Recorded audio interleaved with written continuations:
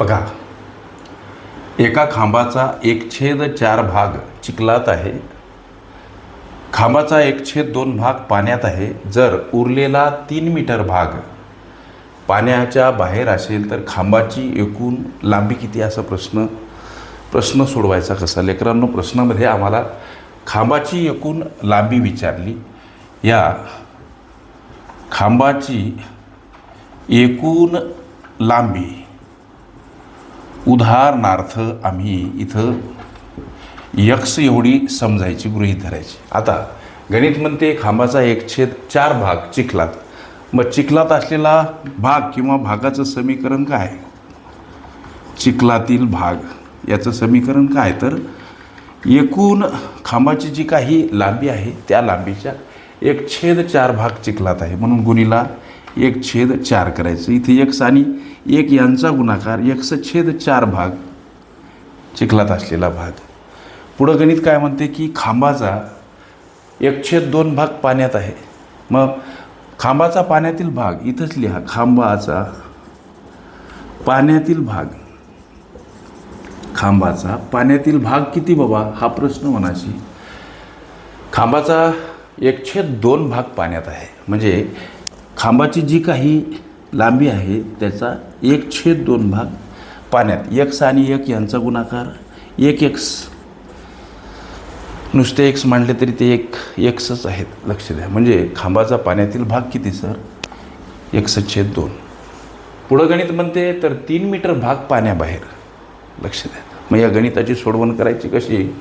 बघा, चिखलातील भाग 1/4, पाण्यातील भाग 1/2 आणि पाण्याबाहेर असलेला जो भाग आहे 3 मीटर, तो इथं असा मांडा.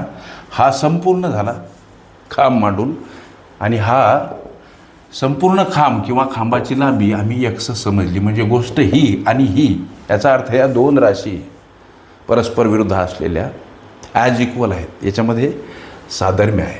ही झाली एकूण खांबाची गृहीत धरलेली समीकरण स्वरूप, चल पदाच्या स्वरूपामध्ये एक्स स्वरूपात लांबी.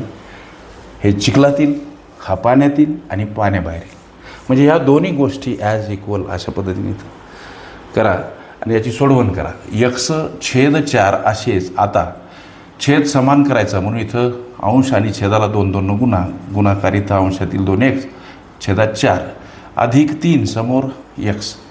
आता x आणि 2x याची बेरीज करा, 3x होते, छेदस्थानी -4 समोर अधिक 3 समोर हा x.